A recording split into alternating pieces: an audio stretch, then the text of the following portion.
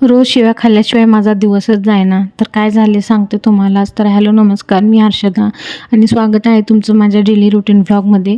नवऱ्याचा डबा 8ला म्हणजे तयार लागतोय आणि मी शानी उठले आज 7:30ला. तर मग शिव्या खाणार ना तर मग काय होणार म्हणताना उठलो गडबडीन पटकन आधी वांगी आणि भाकरी करून घेतलो, कारण दुसरं काय होणार नव्हतं.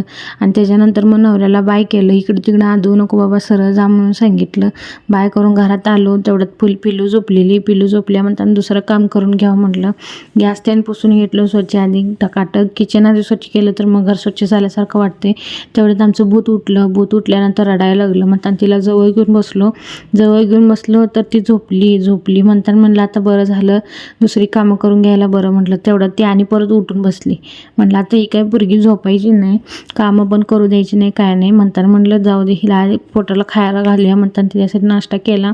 नाश्ता करून तिला खायला घातलं. खायला घालताना हिचं वर बघ, इकडं बघ, तिकडं बघ असं चाललेलं. असं करत करत तिनं नाश्ता संपवला. नाश्ता संपवल्यानंतर मग तिला आंघोळ घातली. आंघोळ घातल्यानंतर या पोरगीला 4 वेळा उडून बसवायला लागते. 4 वेळा पळून जाते, 4 वेळा उडून बसवायला लागते. असं करत करत बसवत वडत आणत कसं तर करत करत तिला आवरलं आणि म्हटलं शेजाऱ्यांच्यात जावे खेळायला. मग शेजाऱ्यांच्यात जाऊन खेळायला सोडून आलो. म्हटलं बाकीचे कामं आवरून घ्यावं. भांडी तीन घासलो तर कुठलं एकारामध्ये आमचं शांत बसते वे, हिनं सगळे कपडे घाण करून घेतलेली. म्हणताना म्हटलं कपडे बदलून घ्यावं. तर कपडे का बदललेच म्हणून रडायला लागली. रडून रोही शांत अशी जाऊन कोपऱ्यात रुसून बसली. म्हटलं आणि परत आणि मग जवळ घेतलं, शांत केलं तिला आणि मग शांत करून ती झोपली. झोपल्यानंतर म्हटलं मग आपल्या पेटपूजेचं काहीतरी बघावं. मग सकाळी जे जेवण केलेलं ते गरम केलं. गरम करून मग छान असं जेवलो. गरम केल्याशिवाय जेवण जात नाही, कार्टीचा दिवस आहे म्हणताना जेवण गरम करून जेवून झोपलो. संध्याकाळी मी चहा प्यायला लागलो तर ही माझी वाट वळून घेता म्हणताना हिच्यासाठी दूध गरम केलं तर हिला दूध पाजलो. नंतर मग मम्मीकडे जरा जायचं होतं म्हणताना मी मम्मीकडे चालत गेलो.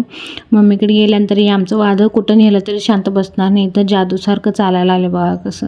मग चालायला लागली. मग कधी कुणाच्या गाडीवर बस, कुठं हे कर, कुठं ते वड, असं करत करत मग कराल ती. तेवढ्यात मग आमचं पप्पा आल्यानंतर मग आज झालं म्हणजे आजांच्यात जाऊन बसली. तिथं आजांच्या पेशी पण गप बसाना म्हणताना आजा म्हटलं वरच बसवत तुला म्हणताना भिंतीवर बसवलं तिला. भिंतीवर बसल्यानं खेळून भूक लागली म्हणताना इथं जरा ॲपल खाल्ली. तर मग असं ॲपल वगैरे खाल्ल्यानंतर मग आम्ही घरला गेलो. तर मग असा काहीसा होता माझा आजचा दिवस. कसा वाटला नक्की सांगा आणि जाता जाता फॉलो करायला विसरू नका. बाय.